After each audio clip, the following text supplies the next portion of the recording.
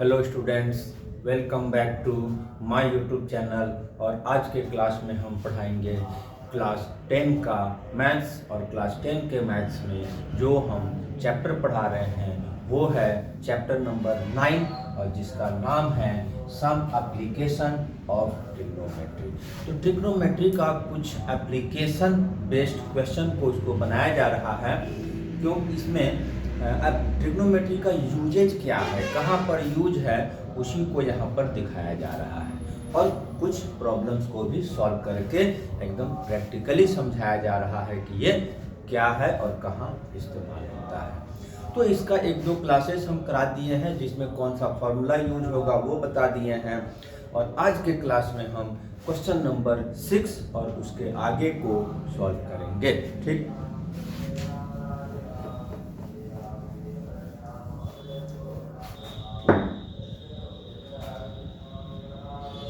Exercise 9.1 problems number 6। सबसे पहले इसमें देखना होगा कि इसमें सिचुएशन क्या है, और सिचुएशन को देखकर सबसे पहले हमको डायग्राम खींचना होगा। ठीक, 1.5 metre tall boy is standing at some distance from 30 metre tall building. यहाँ पर डायग्राम खींचना है। तो इसके लिए जो हमने पहला स्टेटमेंट पढ़ा कि एक बॉय है जो कि बिल्डिंग के सामने खड़ा है, जो बिल्डिंग की हाइट 30 मीटर है। तो अगर हम डायग्राम की शुरुआत करते हैं तो ये हम अगर बॉयज को रिप्रेजेंट करते हैं ए बी से, और सी डी से रिप्रेजेंट कर देते हैं बिल्डिंग को, जो और इसको ग्राउंड लेवल पे हम ज्वाइन कर देते हैं, और जिसकी हाइट यहाँ पर 1.5 मीटर और ये 30 मीटर है। ठीक, अब इसके बाद के लाइन में क्या लिखा हुआ है? The angle of elevation from his eyes to the top of building increase from 30 degree to 60 degree as he walks toward the building, find the distance he walk. यहाँ से angle of elevation of top when viewed from eyes of boy, इसकी आंख से जब हम watch किया जाता है टॉप को, तो एंगल ऑफ एलिवेशन 30 डिग्री से 60 डिग्री हो जाता है जब वो कुछ दूरी ट्रैवल करता है, वॉक करके जाता है बिल्डिंग की तरफ। तो मान लेते हैं हम बिल्डिंग की तरफ यहाँ पर चला जाता है, इसको हम पी ले लेते हैं। ठीक है, इसको हम क्यू ले लेते हैं और इसको हम ई ले लेते हैं। ठीक है, कुछ भी एक पॉइंट का नाम हमने दे दिया है।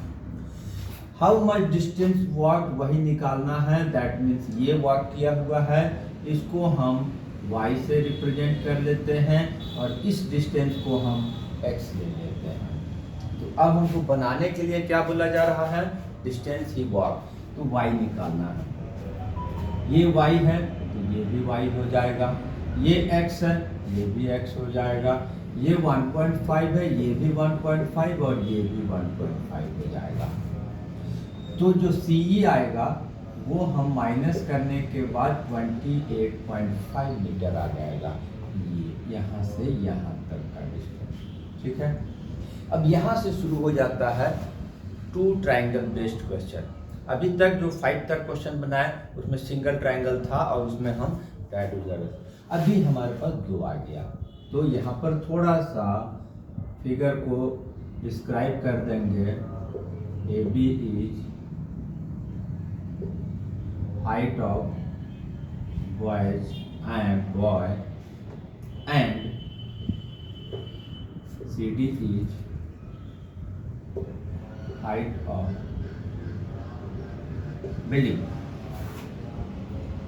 जो लेट किए हैं वो सब डायग्राम में हमने दिखा दिया है। अब इसमें 2 ट्रायंगल बना हुआ है, एक एक करके हम ट्रायंगल्स में ट्रिग्नोमेट्री का रेशियो यूज करेंगे। ठीक है, इस ट्रायंगल में यूज करते हैं CEP, इन ट्रायंगल CEP। क्या लगेगा इसमें सॉल्व करने का है? तो ये और ये गिवन है। ठीक है, तो यहाँ से यहाँ आने के लिए P होता है, ये B होता है, और P और B किसके फॉर्मूले में आता है? तो tan थीटा के फॉर्मूले में आता है। हम tan थीटा यूज करेंगे। अब इसकी वैल्यू भी पुट करेंगे। तो टेन का वैल्यू क्या है थीटा का 60 डिग्री। पी की वैल्यू क्या है यहाँ पर हमारा सीई एंड पीई। पी की जगह पर सीई है और बी की जगह पर पीई है। अब थोड़ा सा इसकी वैल्यू भी पुट करेंगे। 1060 का वैल्यू क्या होता है √3। सीई के बदले क्या आ जाएगा 28.5। पीई क्या है x। यहाँ से क्रॉस मल्टीप्लाई वगैरह करके हम x की वैल्यू को सॉल्व कर लेंगे यहाँ से।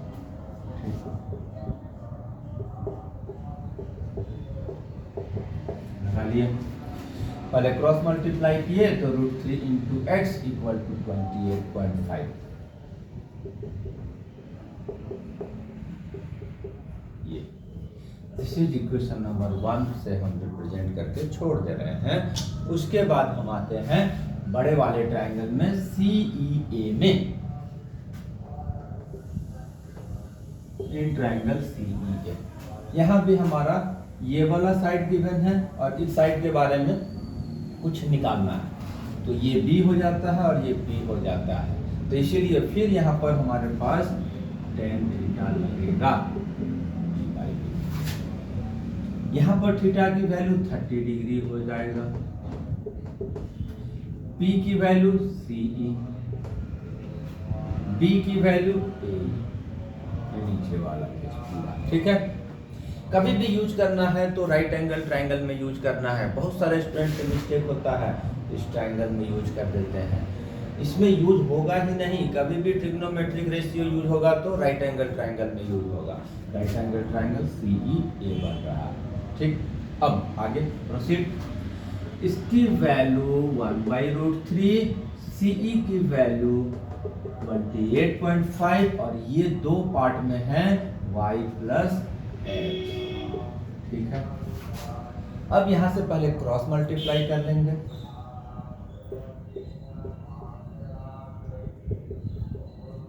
ये 1 से मल्टीप्लाई होके ये आया, √3 यहां मल्टीप्लाई हो गया। अब y x की वैल्यू क्या आया है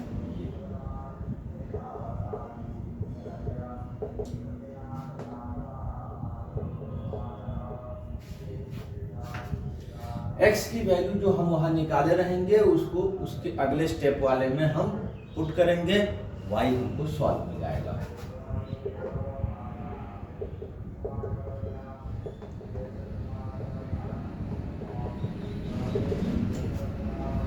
अब इसको सॉल्व कर देंगे। एलसीएम लेंगे, आएगा हमारा √3 और ये √3 × 3। यहाँ जब मल्टीप्लाई होगा तो √3 मल्टीप्लाई होके 3 हो गया। 28.53 से मल्टीप्लाई होगा तो आ जाएगा 85.5। माइनस करेंगे तो ये आ जाएगा 5 से 8, 15 से 8, 7, 5। अब यहाँ पर क्या करना है, जब रूट नीचे में आएगा तो हमको रैशनलाइज करना है। अगला स्टेप √3 से न्यूमरेटर एंड डिनोमिनेटर को मल्टीप्लाई करेंगे। नीचे √3 मल्टीप्लाई होके 3 हो गया और इसी को तो रैशनलाइज द डिनोमिनेटर बोलते हैं। कट गया 90। ठीक है, तो इस तरह से हमारा क्वेश्चन नंबर 6 सॉल्व हो गया।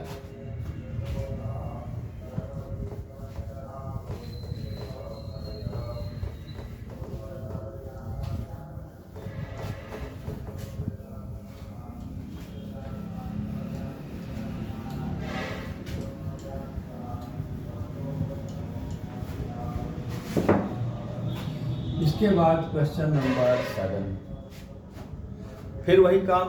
सबसे पहले हमको सिचुएशन को पढ़ना है और डायग्राम खींचना है। ठीक है, from a point on the ground the angle of elevation of bottom and top of transmission tower fixed at the tip of top of 20 meter high building are 45 degree and 60 degree। यहाँ पर situation कुछ ऐसा है कि कहीं भी एक point on the ground से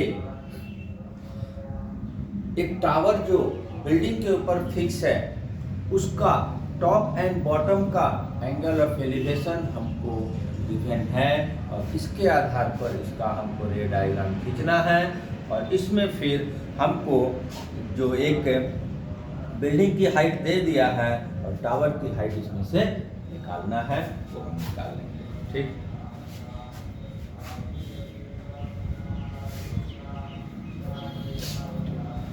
तो इसमें हमारे पास जैसे कि पॉइंट ऑन द ग्राउंड और top of the building, building के ऊपर टावर फिक्स किया गया है, तो एक लंबा सा लाइन दे देंगे। इमेजिन कर लेंगे कि यहाँ से यहाँ तक का हाइट तो बिल्डिंग की है और इसके ऊपर एक टावर है और ग्राउंड पर कहीं भी एक पॉइंट से दोनों की angle of elevation, top and bottom का एंगल ऑफ एलिवेशन हमको दिया हुआ है।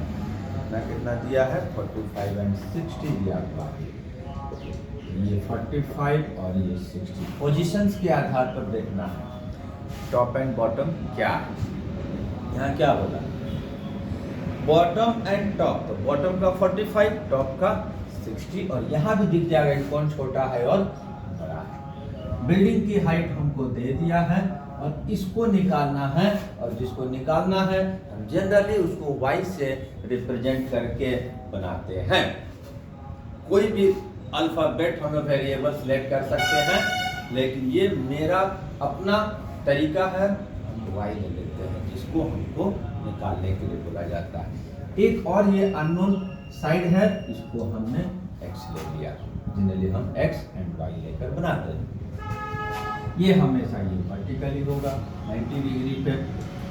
थोड़ा सा फिगर को हम डिस्क्राइब करेंगे। ए बी इज क्या है? Height of building. फिर A C is height of tower. In triangle ABD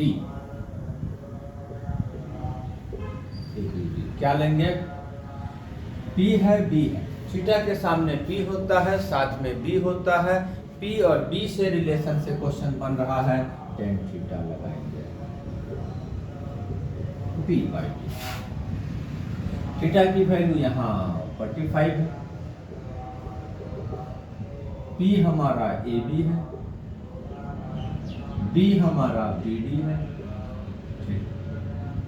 तो ये हमारा आ गया 45 का वैल्यू 1, यहाँ पर हमारा AB की वैल्यू 20, BD की वैल्यू x, और फिर यहाँ पर हम x को पहले सॉल्व कर लेंगे। क्रॉस मल्टीप्लाई किए तो x इक्वल टू 20 आया और इसको इक्वेशन नंबर 1 हम नाम दे दिए। ठीक है, अब दूसरा इन ट्रायंगल क्या ले लेंगे? CBD बड़ा ट्रायंगल में ले लेंगे। कभी भी राइट एंगल ट्रायंगल यूज करना है, ठीक है, इसमें कोई भी डाउट नहीं रखना। तो CBD में फिर से हमारा tan थीटा लगेगा, क्योंकि फिर से हमारा क्वेश्चन PB के रिलेशन से बन रहा है। इस बार यहाँ पर थीटा हमारा 60 डिग्री, P की जगह पर CB है, B की जगह पर BD है। ठीक, फिर वहीं से आ गए हम वैल्यू √3। CB हमारा दो पार्ट में है, y + 20 yx। क्रॉस मल्टीप्लाई करेंगे और बना देंगे y + 20। इसके नीचे कुछ नहीं होता है, 1 होता है, तो ये इसके साथ मल्टीप्लाई हुआ 1 और √3 × x dx y +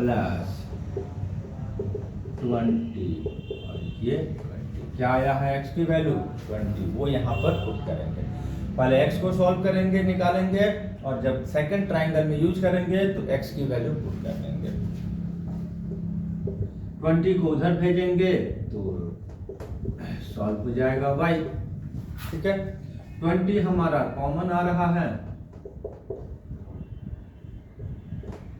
मीटर, ये आंसर, ये फाइनल आंसर हो गया। और इसमें चूंकि नीचे में रूट में कोई नंबर नहीं आया है इसलिए इसको कुछ नहीं करना है और फाइनली आंसर यही हो गया। और इसको अगर एक्सट्रैक्ट आगे सॉल्व करके एक्चुअल वैल्यू निकालना है तो √3 की वैल्यू 1.73 लगाएंगे और आगे भी सॉल्व कर देंगे, ये भी कर सकते हैं और यहाँ भी छोड़ सकते हैं, राइट।